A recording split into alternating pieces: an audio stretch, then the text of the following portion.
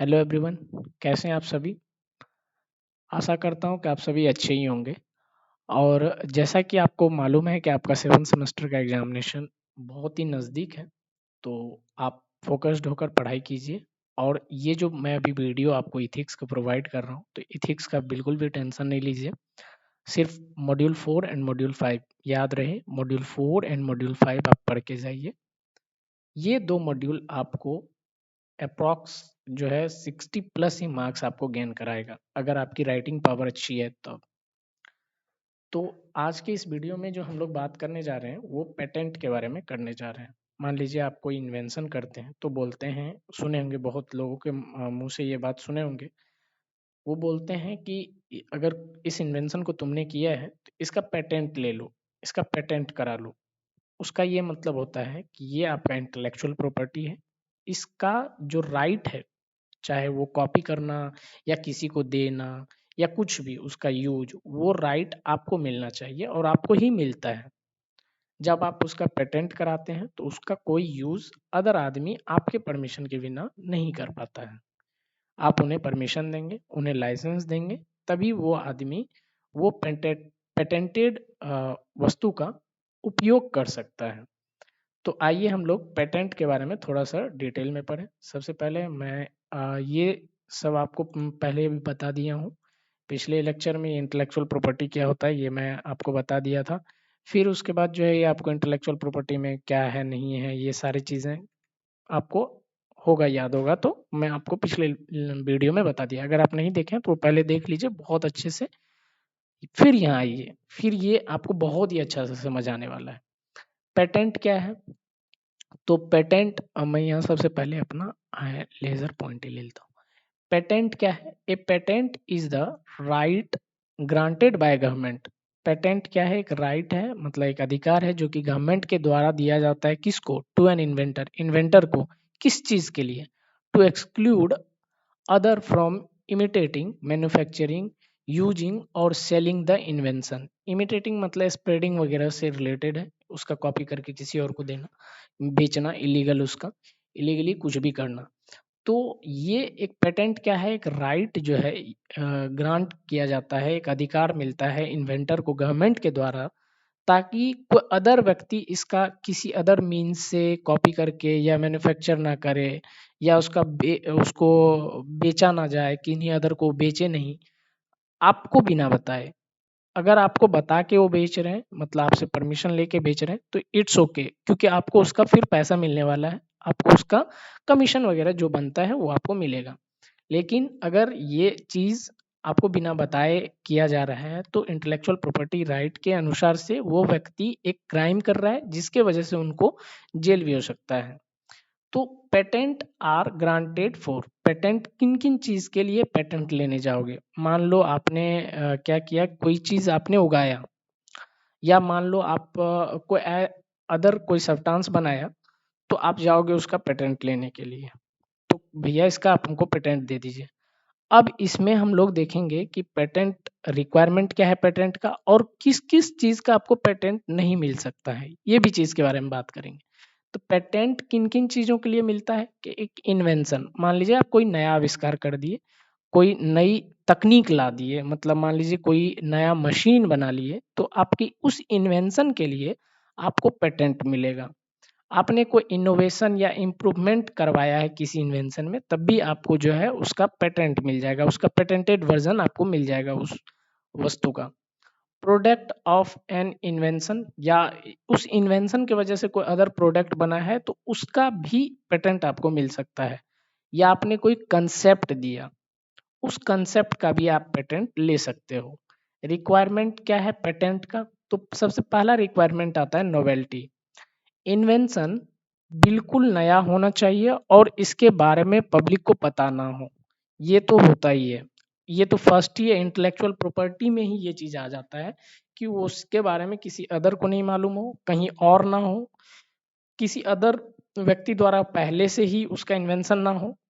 तो रिक्वायरमेंट्स जो है नोवेल्टी के अनुसार से कहता है कि ये जो है आपका रिक्वायरमेंट है 4 गो।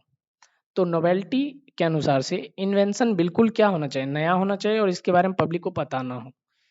इन्वेंटिवनेस, दो प्रोडक्ट मिला के कोई नया प्रोडक्ट बना दिया तो न्यू प्रोडक्ट का पेटेंट आपको नहीं मिलेगा। इन्वेंशन का जो आप मान लीजिए कोई इम्प्रूवमेंट करते हैं तब आपको मिलेगा। लेकिन अब एक बात बताइए, आपको कोई सब्सटेंस मिला और उस दो सब्सटेंस को आपने यूज किया और एक तीसरा प्रोडक्ट बना दिया, तो फिर आपको उसका पेटेंट नहीं मिलेगा। मान लो इंजन था और पाइप मिला, अब पानी पटाने का आप जो है पेटेंट मांगोगे तो वो तो आपको नहीं मिलने वाला है ना। तो उसी प्रकार से दो प्रोडक्ट को मिला के आप कोई नया प्रोडक्ट बना रहे हैं तो उस नया प्रोडक्ट का पेटेंट आपको नहीं मिलेगा। क्यों नहीं मिलेगा? इसके पीछे का ये रीजन होता है कि आपने तो उस दो व्यक्ति का जो प्रोडक्ट यूज किया है, तो फिर इसका मतलब आपने उनका पेटेंटेड यूज किया है हर चीज, तो आपको पेटेंट क्यों मिलना चाहिए? फिर उन्हीं को मिलना चाहिए। तो इसलिए इस चीज के लिए पेटेंट नहीं दिया जाता है। इंडस्ट्रियल एप्लीकेशन, ये चेक किया जाता है कि जो आपने प्रोडक्ट का, जिस प्रोडक्ट का आप जो है पेटेंट लेना चाहते हो वो प्रोडक्ट का इंडस्ट्रियल एप्लीकेशन है या नहीं है। अगर नहीं है तो उसका पेटेंट आपको नहीं मिलेगा। अगर उसका है, फ्यूचर में उसका स्कोप है, तभी आपको उसका पेटेंट मिलेगा। पेटेंटिबिलिटी, जिसका पेटेंट कराने जा रहा है वो पेटेंटेबल होना चाहिए लॉ के अनुसार से। अब लॉ में जितने भी आते हैं उस लॉ के अनुसार से आपको देखना पड़ेगा कौन कौन ऐसा चीज है कि जिसका हम पेटेंट ले सकते हैं। अब मान लीजिए कि कोई अदर चीज है जिसका पेटेंट गवर्नमेंट ने पहले ही बोल रखा है कि इस चीज का पेटेंट नहीं ले सकते, और आप चले गए कि भैया हमको पेटेंट दिला दो। जैसे कोरोना के टाइम में वैक्सीन बना रहे थे हर कोई, हर हर कंपनी बना रहा था। तो अगर कोई कंपनी कोरोना का वैक्सीन बना लिया, जैसे कोवैक्सीन वगैरह था और कोविन था ना, तो वो दो अगर जब वो दो पेटेंट कराने के लिए चले जाते कि भैया इसका पेटेंट कर दो, आदमी मरेंगे मैं पैसा छापूंगा। तो फिर इसको हमारा गवर्नमेंट बोलता है कि नहीं भैया, जिस चीज में आदमी का जान बच रहा है उस चीज का पेटेंट करा के आप पैसे नहीं कमा सकते ना। तो आपको चेक करना पड़ेगा कि ये एक पेटेंटेबल है या नहीं है लॉ के अनुसार से। इसी प्रकार से जैसे कि ये कोरोना का वैक्सीन वगैरह उसका पेटेंट नहीं मिला था। Property which can not be patented, अब मान लीजिए एक और है, ये दवाई के क्षेत्र में तो आपको बहुत सारा ऐसा चीज मिल जाएगा जो पेटेंटेबल नहीं है। पैरासिटामोल का पेटेंट क्यों लीजिएगा? वो एक कंपाउंड आपने बनाया है, उसका जो है आप पेटेंट नहीं ले सकते हैं। ए साइंटिफिक प्रिंसिपल या थ्योरी, इसका पेटेंट नहीं ले सकते हैं। थ्योरी का पेटेंट क्यों लीजिएगा?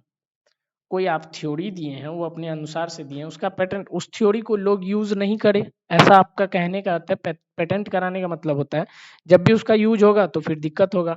और बेसिक इंटेलेक्चुअल प्रॉपर्टी राइट में ही लिखा हुआ था कि ये इंटेलेक्चुअल प्रॉपर्टी राइट आगे प्रोत्साहित करता है लोगों को अच्छे अच्छे और भी नए इन्वेंशन के लिए। तो अगर प्रिंसिपल और थ्योरी को ही आप पेटेंट करा लीजिएगा तो फिर वो थ्योरी कोई पढ़ेगा नहीं, तो फिर आगे काम आएगा नहीं उस इंटेलेक्चुअल प्रॉपर्टी का। इसलिए एक साइंटिफिक प्रिंसिपल या थ्योरी का जो है पेटेंट नहीं मिलता है। ए डिस्कवरी ऑफ न्यू प्रॉपर्टी और new use for non substance, कोई सब्सटेंस आपको मालूम था पहले से, मान लीजिए कोई साबुन, मतलब कोई अदर मीन्स में आप लीजिए, कोई अदर कोई सब्सटेंस मान लेते हैं, मान लीजिए उसका यूज आपको पहले से पता था कि जैसे आप साबुन से नहाते हो या साबुन से नहाते हो। अब उसी साबुन से क्या किया गया कि बोला कि भैया हम इससे नहा भी सकते हैं, इससे हाथ भी धो सकते हैं। तो फिर ये जो चीज है, एक नया प्रॉपर्टी लाया गया कि साबुन से हम हाथ भी धो सकते हैं, तो चलो भैया हाथ धोने को पेटेंट करा लेते हैं। क्योंकि नहाते थे लोग इससे, अब इससे पेटेंट करा लेते हैं। साबुन से कपड़ा भी धोते हैं। तो फिर आप उसको नहीं कर सकते हैं, जिसका यूज पहले से हो रहा है उसको आप नया पेटेंट नहीं करा सकते हैं उस चीज का। ए मेथड ऑफ एग्रीकल्चर और हॉर्टिकल्चर, हॉर्टिकल्चर वगैरह जिसमें फ्रूट वगैरह देखते हैं, लीची वगैरह, वो हॉर्टिकल्चर का है।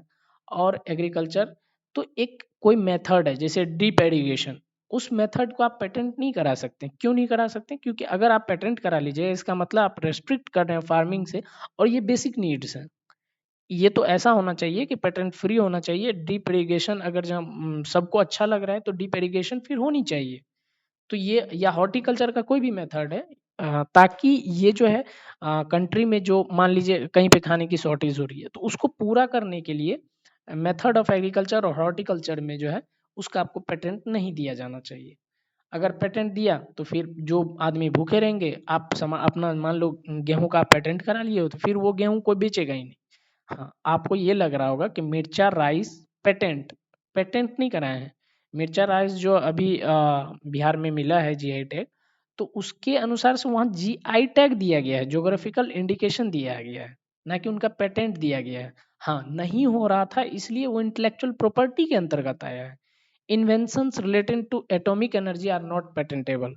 अगर ये पेटेंटेबल होता तो एटॉमिक एनर्जी वाले बोलते हैं ना, अभी बहुत सारे देश हो गए हैं, तो 5-6 देश के पास अभी है ना एटॉमिक एनर्जी, तो वो जो है जैसे मान लीजिए या न्यूक्लियर एनर्जी, एटॉमिक बम वगैरह बनाना अगर पेटेंटेबल होता तो फिर बहुत बड़ा दिक्कत हो जाता। कोई कंट्री पेटेंट करा लेता, वो बनाते जाता बनाते जाता बनाते जाता और उस सबको धौस दिखाता। तो ये भी इन्वेंशन जो है जो कि एटॉमिक एनर्जी से रिलेटेड है, वो सारे इन्वेंशन नॉन पेटेंटेबल होते हैं, उसका पेटेंट नहीं ले सकते हैं।